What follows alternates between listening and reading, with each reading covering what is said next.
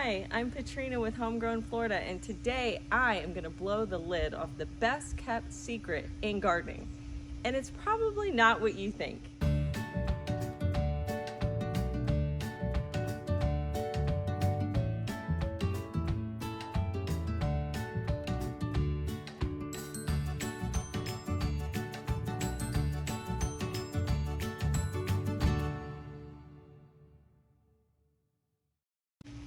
Most gardeners put a lot of focus on the actual type of seeds and varieties that you're going to be growing in your garden.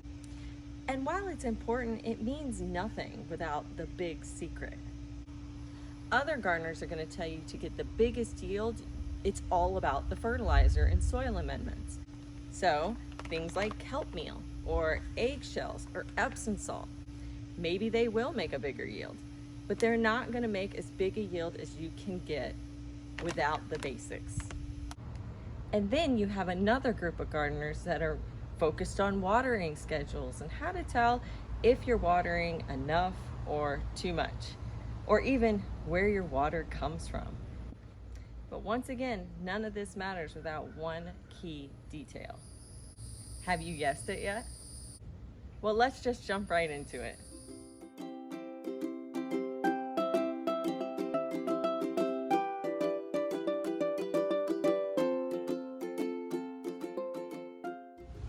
The big secret is all about soil. When I started gardening, I picked up one of those big garden soil bags from a big box store, threw it in a pot, put some seeds in, watered. I thought I was good. Do you know what I experienced? Weak plants with very low yields. And these were the same plants that the bugs were infesting and the fungal diseases were attacking nonstop. I was incredibly frustrated. It caused so many problems with my plants. I was on the verge of quitting gardening completely. But thankfully, I'm a very stubborn person and I was just wanting so hard to be able to learn how to garden and provide food for my family. So what did I do? I did a ton of research, and that led me down the path of soil health. The soil is what feeds our plants and makes them healthy. Plants that are fed nutritious soil grow and they get bigger and they provide excellent yields, and they also help reduce the bug infestations and the fungal issues. How could soil possibly do that, right? Well, I like to think of the soil as the immune system for the plant. As the plant takes up those macro and micronutrients along with all that good bacteria and soil life that's happening down below, it is building up that plant's immunity so that bugs don't really bother them and fungal issues are easier to fight for your plants. A plant that is unhealthy because the soil is not giving it the nutrients that it needs tends to be more sick and more prone to infection and bacterial issues, and it looks more appealing to a bug who's going to try to kill that plant. And then so what you have is this sick plant, and then us as gardeners try to intervene with insecticides and herbicides and fungal sprays, and we're basically trying to keep this sick plant alive through all of these terrible things that are happening to it, which causes maybe the plant to live, but the yield to be very small. My biggest game changer was compost.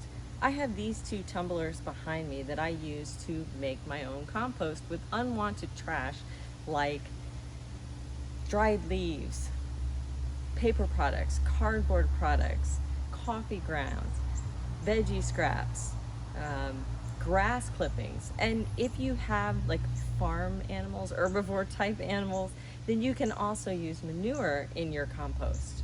But be sure not to use like your dog or your cat feces, because that is not really a good thing to put in your compost bins. Now these two composters are not going to provide me with enough compost to fill 8 raised beds. The good thing is you don't need to fill the entire bed with compost. Actually, all you need is about 1 to 2 inches on the top. Even with these two tumblers, I can't quite produce all of the compost that I need. So there are other ways that I work on soil health. The next way to improve soil health is a little bit controversial, but it's something that I do in my garden. That is composting in place. So what I'll do is I'll find a spot that I'm not going to be using in the near future, and I'll dig a hole down at least 6 inches, 12 would be better, and I'll bury food scraps down in there and then cover it up really well. Another way that you can compost in place is to take some of your garden debris, like the leaves or plants that have died, and then taking and digging a trench in your garden and putting that garden debris into that trench and then covering it back up. Another way to compost in place is to use your grass clippings from mowing your yard or your leaf litter from fallen trees and using it as a mulch to go in your beds. Over time, the grass and the leaf will break down and add nutrients to the soil.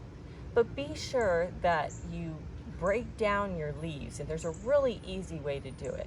Once you've raked all your leaves up, kind of spread them out and take your lawnmower with the bag on and mow over it. This will chop up the leaves so that they don't, become these big flat stuck together leaves in your bed. But it will mulch it up into small pieces and throw it into the bag. And then all you have to do, disattach the bag, dump into your beds. One of my favorite ways to improve soil health is by using a cover crop. Some of my favorites are beans or peas, but there's also things like sun hemp that help to add nutrients to the soil. The one thing to consider when doing a cover crop for soil health is to ensure that the actual fruiting of the plant, such as the actual bean pods or the pea pods, you don't allow them to form. So once you see those flowers, you need to chop it down all the way down to the root. The reason for this is once they are producing fruit, then what happens is all the nutrition that was going down into the soil is now going to be going into creating that food for you. So in this particular example, once they start flowering, I chop them at the base, leaving the roots down into the ground and taking the top and chopping it up and leaving it down as a mulch. Or, like I mentioned earlier, you can compost it in place by digging a trench and putting that waste material down.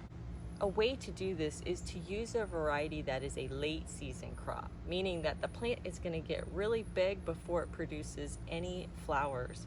And so that will help you have more plant matter and more nutrition going into the soil than with an earlier variety that will produce faster. It may sound counterproductive to grow plants that are not going to feed you, but what it doesn't give now, it will definitely give you later in the crops that you do plant behind it. And another cool thing about cover crops is they give you biomass. So I have this problem with my raised beds that they have sunk. And that's because the bottom of my raised beds, I used big pieces of wood to fill the beds up.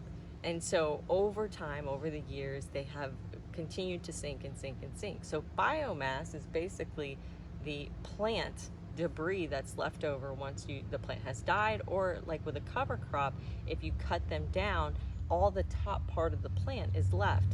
And this creates a nutritional mass amount of garden waste that you can use in your beds. It's an easy way to help fill those beds back up when they've sunk down. I'm always interested in learning, so I would love to hear how you guys improve your soil. So head down to the comments and leave me a note there of all the different things that you do to help improve your soil in your garden. If you want to know more about composting, check out my lazy composting video here.